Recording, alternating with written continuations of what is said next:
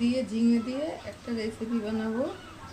আলুগুলো এমন করে কেটে নিয়েছি, ঝিঙেগুলো এমন করে কেটে নিয়েছি।